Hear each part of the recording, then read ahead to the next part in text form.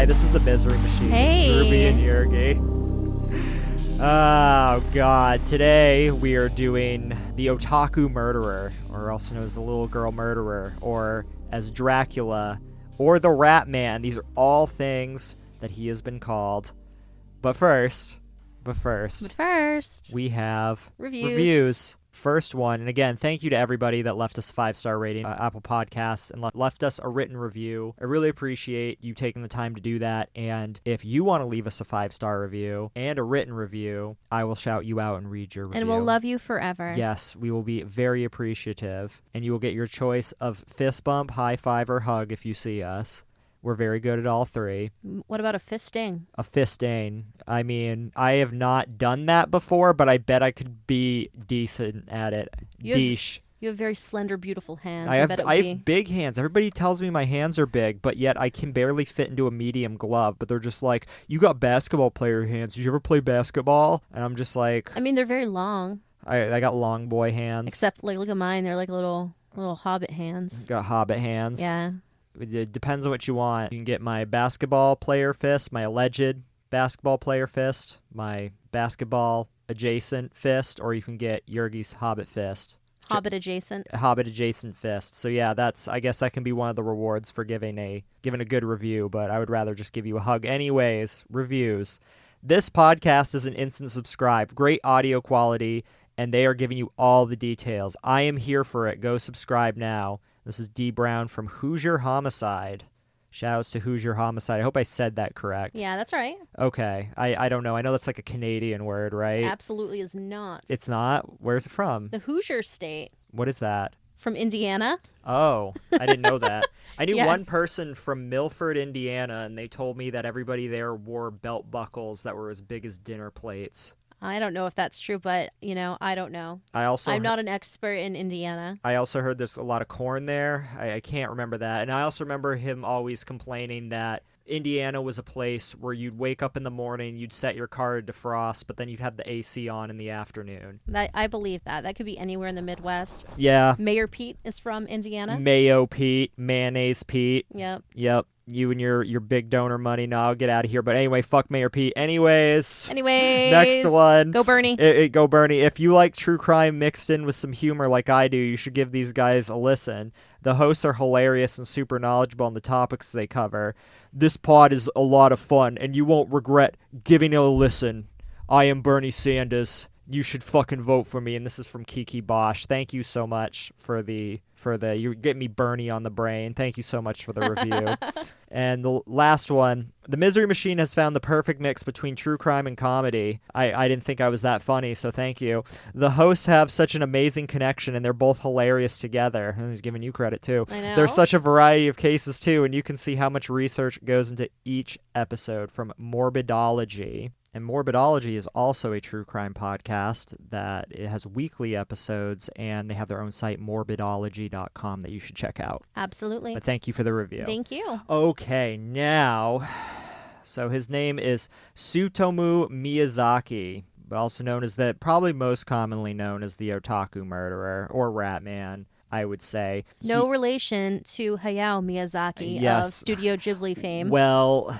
I thought it was Ghibli. Is it Ghibli? Plus, Miyazaki is a very common and it's a Japanese surname. Yes, it is. Yeah. Miyazaki, it's in Kyushu, which is the southern island, if my memory serves. Yes. But yes, so Tsutomo Miyazaki was a Japanese serial killer, cannibal, child rapist, necrophile. He abducted and murdered 4 young girls, sexually molested their corpses in the Saitama and Tokyo prefectures between August 1988 and June 1989. His crimes included not only kidnapping, murder, and necrophilia, but also vampirism and the preservation of body parts as trophies. So we haven't really touched on child victims yet. So just a nice little warning to y'all of what you're about to get into. Again, this is not something that we try to glorify.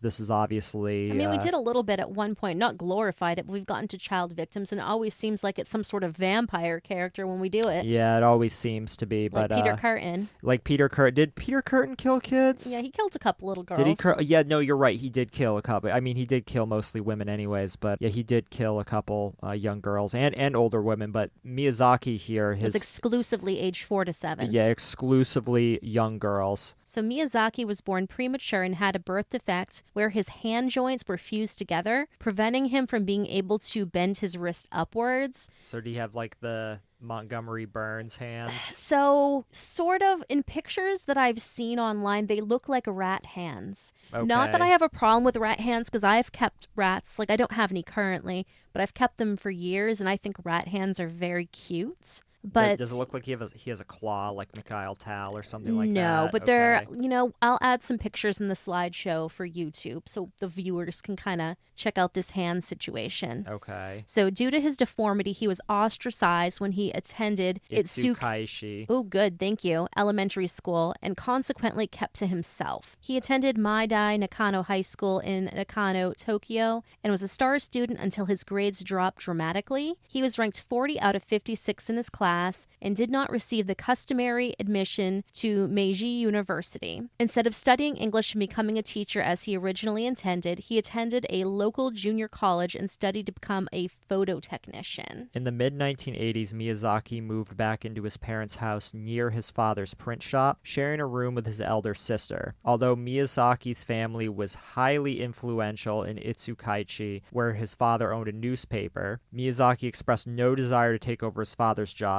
After his arrest, Miyazaki would say that what he really craved, quote, was being listened to about his problems, end quote, but believed that his parents, more worried about the material than the sentimental, quote, would not have heard him. He would have been ignored, end quote. In the same confession, he said that by this period in his life, he had begun to consider suicide. I mean, this is a common thing in Japanese society where people feel like they're not able to talk about their problems and don't feel like they have a strong connection with their family in that kind of a sense. But from what I understand, that his parents, even for Japanese parents, were quite distant with him emotionally in general. It seems like, and I don't want to generalize, but it seems like there's a lot of emotional distance anyway culturally. Yes. I was watching Queer Eye Japan, and it even seemed like partners were just so emotionally distant. People who had lived together for years. Yeah, there was this phenomena that happened. People just weren't dating anymore, and people were just working long hours, and people weren't interested in courtship in general. They found that their birth rates were going down, which I think has since recovered, but it's not something that I've looked into in a long time. But Miyazaki was rejected by his two younger sisters and felt he only received support from his grandfather. In May 1988, his grandfather died. This served to deepen his depression and isolated him even further. In an attempt to retain something from him, Miyazaki ate part of his grandfather's ashes. A few weeks later, one of his sisters caught him while watching her take a shower. When she told him to leave, Miyazaki attacked her. When his mother learned of the incident and demanded that he spend more time working and less time with his videos, he attacked her as well. So one thing that this leaves out... Oh yes, I was hoping we'd get there. Really needs to be mentioned. His mother is not his actual mother.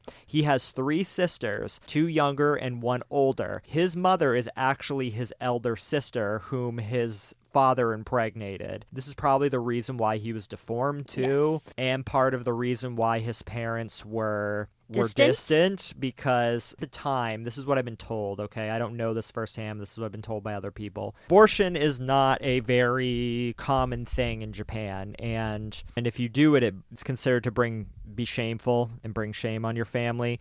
Same thing with orphanages, but those are more accepted, so that's why they have a lot of kids in orphanages. What I assume happened is that she got pregnant and they just brought the baby to term even though they didn't want to, and so they resented him. Yes, that is a very important detail that needs to be mentioned before we go any further. Yeah, and I think all of that just created the perfect storm of fuckery. Yeah, absolutely, especially since his parents, I think, might have had some sort of mental illness, and just the whole shebang together created this individual. But yes, so his murders. Yes. So between August 1988 and June 1989, back when little Yergy was a little girl, Miyazaki mutilated and killed 4 girls between the ages of 4 and 7 and sexually molested their corpses. He drank the blood of one victim and ate parts of her hand. I think that was one of the later ones. Yes. These crimes, which prior to Miyazaki's apprehension were named the Little Girl Murders and later the Tokyo Saitama serial kidnapping murders of little girls. Yeah, and this shocked the prefecture because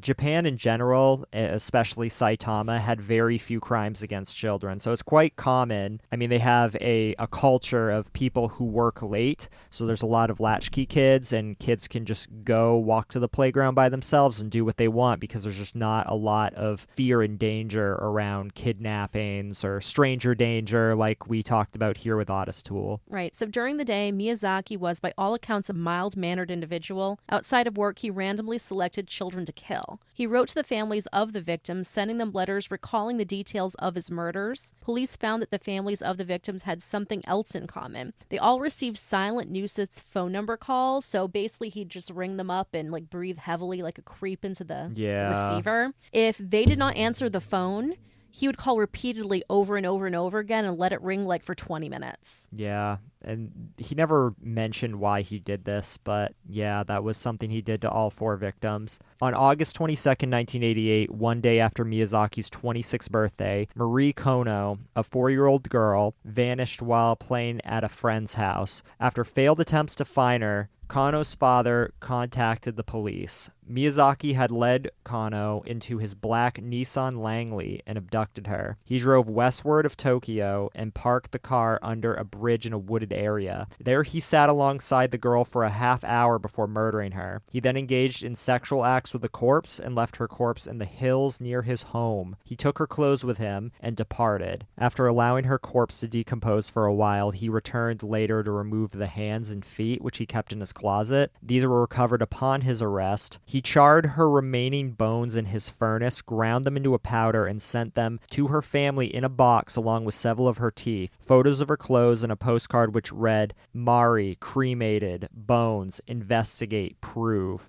So he used the word prove and not proof, which is almost just feels like he was begging to be caught or wanted to be caught at this period of time. It all just sounds rather creepy. It is. It seems like something from some sort of manga. Yeah, God. true. I wonder what he was reading from manga at the time, but anyways. So on October 3rd, 1988, Miyazaki was driving along a rural road when he spotted a 7-year-old Masami Yoshizawa. Yep, that's right. Nice. He offered her a ride and she accepted. He then drove into the same place he had killed Kano and killed Yoshizawa. He engaged in sexual acts with the corpse and took the girl's clothes with him when he departed. On December 12th, 1988, 4-year-old Erika Namba was returning home from a friend's house when Miyazaki kidnapped her, forcing her into his car. He drove to a parking lot in Naguri, Saitama, forced her to remove her clothes in the back seat, and began to take pictures of her. After killing her by strangulation, I believe all these... Yeah, they're all strangulation. He killed them by strangulation.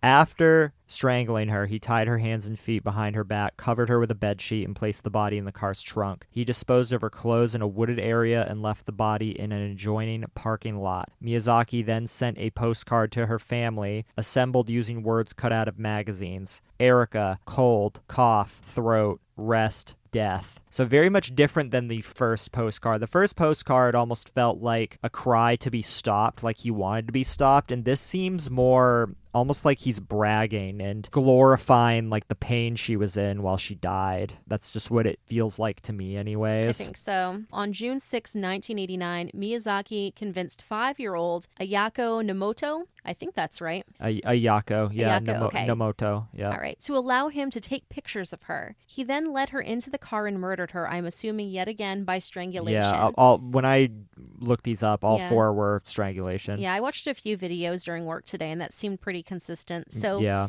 he covered the corpse with a bedsheet and placed her in the trunk of his car, taking her body to the apartment. He spent the next 2 days engaging in sexual acts with the corpse, taking pictures of it in various positions and filming it. When the body began to decompose, Miyazaki dismembered it, abandoning the torso in a cemetery and the head in the nearby hills. He kept the hands, from which he drank blood and ate part of them. Fearing that the police would find the corpse, he returned to the cemetery and the hills 2 weeks later and carried the remains back to his apartment where he hid them in his closet. And this was the last murder before he was arrested. Yeah. So on July 23rd, 1989, Miyazaki saw 2 sisters playing in a park in Hachioji. Thank you, Tokyo. He managed to separate the younger of the sisters from the older one who stayed behind. The sister's father arrived shortly after to find Miyazaki taking photographs of the young daughter, who he had convinced to strip nude. One thing they leave out of the notes here that I found. He was nude himself. He was butt-ass naked and was trying to take spread shots of this little girl. girl. Yeah. And so when the father attacked him, he was like pinning him and beating the shit out of him. But,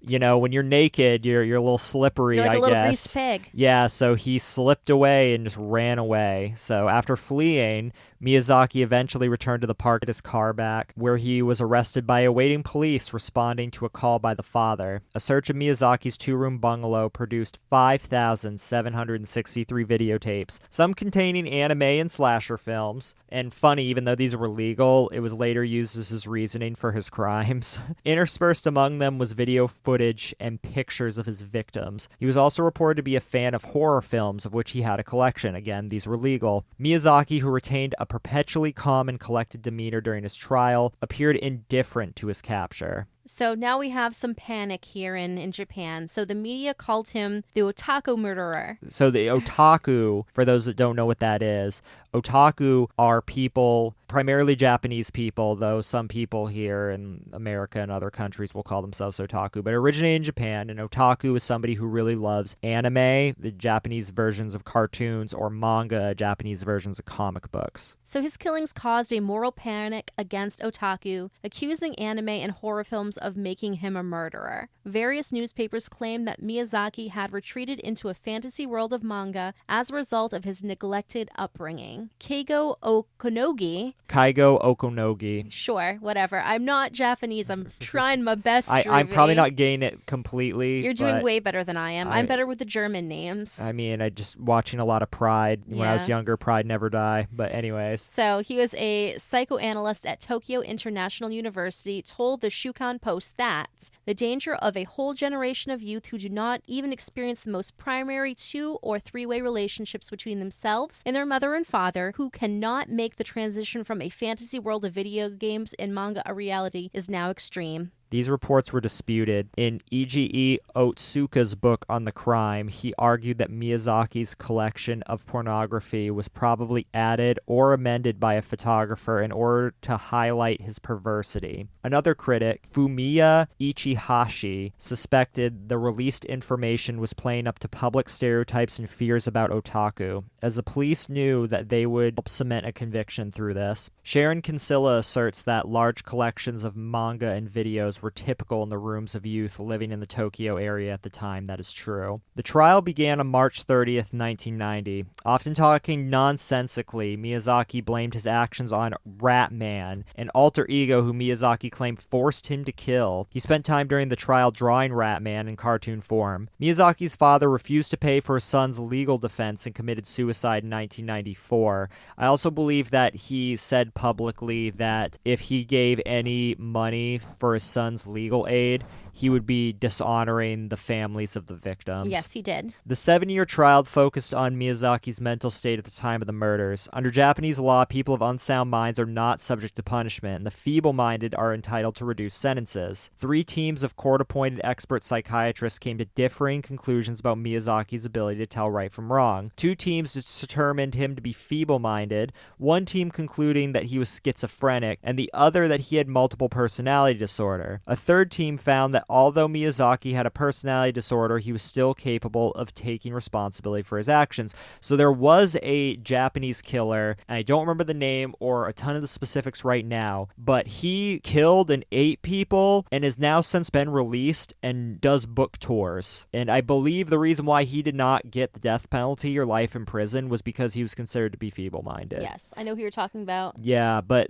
and I believe he killed more people than this guy did, but it's just interesting seeing the differing of conclusions here, and that guy seemed far more sound of mind. Yeah. Miyazaki here is just friggin' losing it. He's out to lunch. So the Tokyo District Court judged him aware of the magnitude and consequences of his crimes and therefore accountable. He was sentenced to death on April 14th, 1997. His death sentence was upheld by the Tokyo High Court on June 28th, 2001, and the Supreme Court of Justice on January 17th, 2006. He described his serial murder murders as an act of benevolence. Child killer Kaoru Kobayashi described himself as the next Tsutomo Miyazaki or Mamoru Takuma. I think the latter might have been the one I'm talking about, but Yeah. I'm not 100% sure. I'm not sure either, but Miyazaki stated, "I will not allow him to call himself the second Tsutomo Miyazaki when he hasn't even undergone a psychiatric examination." Jesus.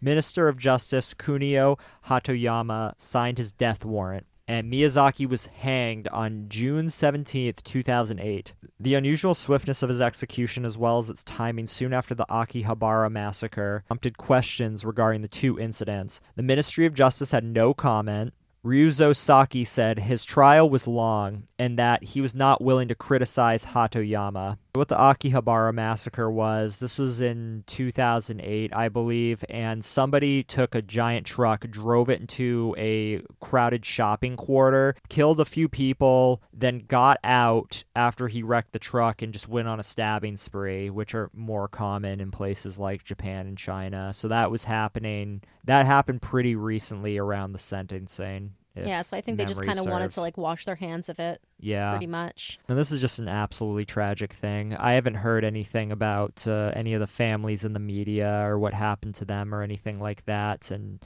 you don't hear of many serial killers that specifically go after children, and especially happening in a place where child crime is not a very prevalent thing. I can't imagine the shock and then the pain it causes. Yeah, it was a very interesting one because even though this would have happened when I was a little kid, the trial and sentencing would have went on as I was growing up and into my adult life. And before I started looking for a case to do, I had never heard of this. Yeah, so he was executed almost 20 years after his last crime, I believe. Yeah, it was almost 20 years. It was a very long time, and I'm not sure why it was. I don't think he was appealing his sentence very much.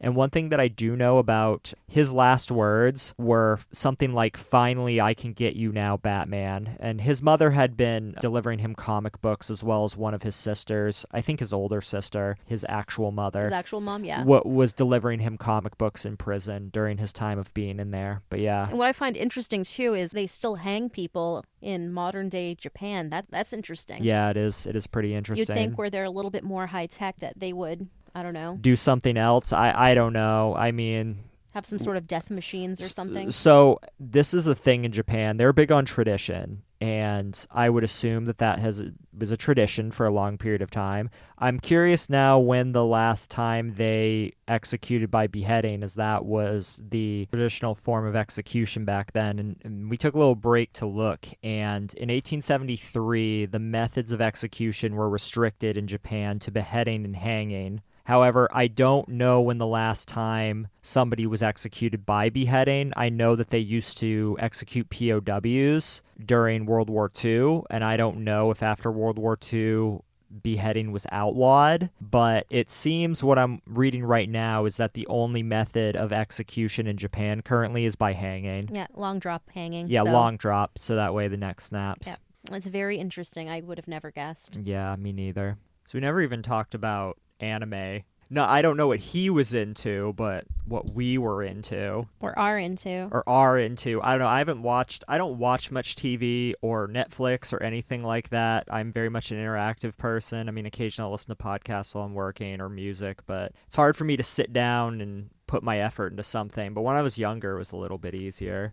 And I feel like it was almost more accessible. Like when all I had to do was either play video games or go online because I couldn't leave my house when I was younger, I would just watch anime if I could get a hold of it. But for some reason, my parents thought that anime was like cartoon porn, which, if...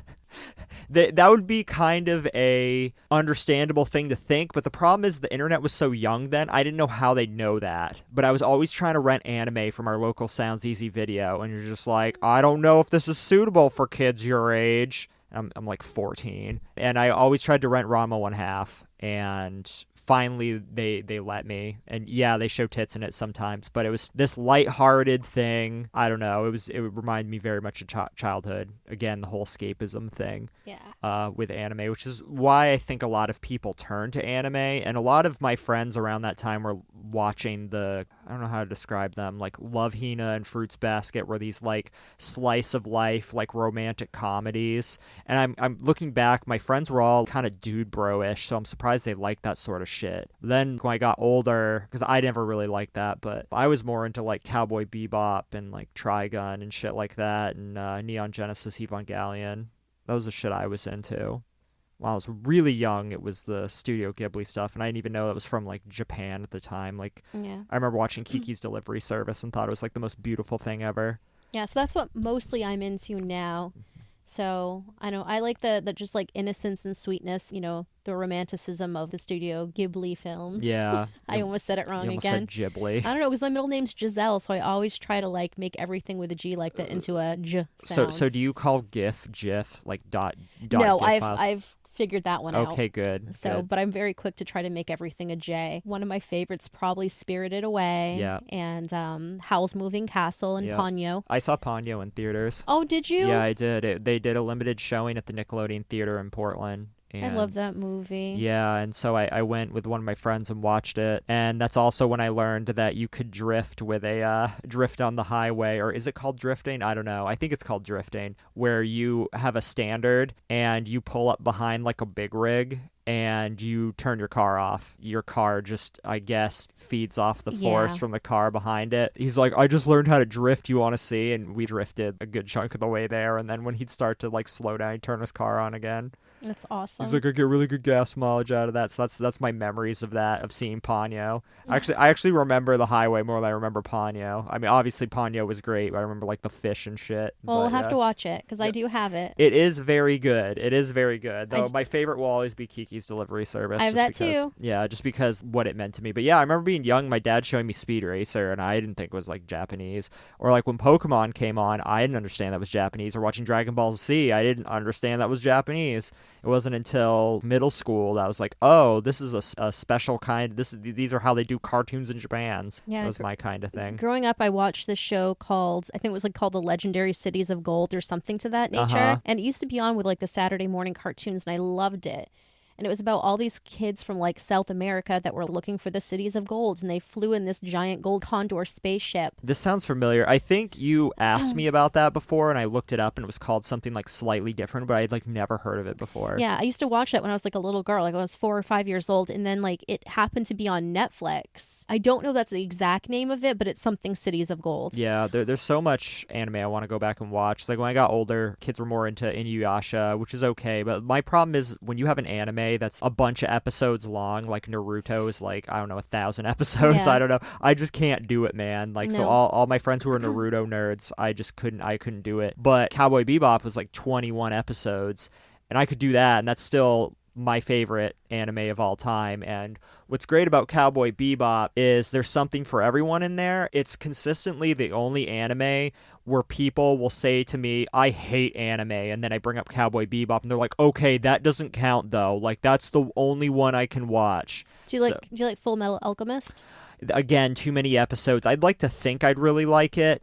I heard the whole Deadly Sin story arc with like gluttony and lust and all that stuff is like really cool. I saw clips from that, but again, so many goddamn episodes, man. Yeah, I only got like part way into it. Like I had a friend who had come over that had brought like a series of it, seasons, I guess you will, like one of the big like DVD sets. Yeah. We watched it for a little bit, but then I took it home with them. Yeah. But I really liked it. Yeah, there's a lot. Like, I want to go back and watch Paranoia Agent, and I never finished Trigun. I really ought to finish Trigun because it gets really dark. There's also, I really have this thing for 80s Japanese music. City pop is what it's called. Mainstream J-pop from the era. And anime from that era, too, was actually had this type of animation about it that they don't do anymore that I find really nostalgic and just reminds me of childhood. So, again, Rama 1/2. I want to rewatch Kimaguri Orange Road. There was this on the Sci-Fi Channel when I was younger, around like 10 or 11. They had this anime matinee sort of shit, like an anime movie every morning on Saturday for like a couple hours, and it was really cool. I always looked forward to it. And then one weekend I flip it on and it's not on anymore. Instead, there's this show called Mystery Science Theater 3000. I was so pissed. I was like, fuck this show for taking anime away from me. I have no other option. I don't have extended cable. fuck this show. And I was like, look, they're just watching old movies. This is so dumb. It's unfortunate that had to happen that way because Mystery Science Theater 3000 is really fucking good, and I rediscovered it later in my life, so thankfully, but it didn't turn me away for good. But I just wish I was introduced to that in a different way, not through taking away everything I knew and loved. Yeah. And then there was those strange fairy tales that used to be on Nickelodeon back in the early 90s that were, in fact, anime. Yeah, so that didn't really like tie into the main themes of the fairy tales, but I loved them. And yeah, so I didn't see that. At least I don't think I did, but I do remember there was this being very young and turning on Nickelodeon back when I was at my grandparents because they had cable and seeing these very weirdly animated things that I was fascinated by, but I don't remember the names or anything like that. And one of my favorite movies as a kid was about Serendipity, the pink dinosaur. Oh, yeah? Yes. Is that an anime? It was an anime. Oh, okay. I used to watch the shit out of it, but those weird... I won't go too much into the weird fairy tales because it kind of ties into something that I talk about in the upcoming Ed Kemper episode of how I noticed I had some strange kinks as a child. Oh, my. But these... Oh, my. Yeah, there were like some themes in... I don't know if it was Cinderella or a version of Snow White or what it was, but there was this witch trying to kill the princess with these enchanted bodice laces that would strangle her. Oh, boy. Yeah. We'll just leave it at that. So Yergy's saying that she likes to get snuffed. Yeah, I guess so. Get in line, folks. Oh Lord, you can snuff your own Yergy, especially if you subscribe to our Patreon. Is that the you choose the $500 snuff Yergy tier? I hope you're getting more than that for my snuffing. And you get to meet up with Yergy and just beat the shit out of her. We'll make that the $750 tier. Oh, it's gotta be $750. Yeah. Okay.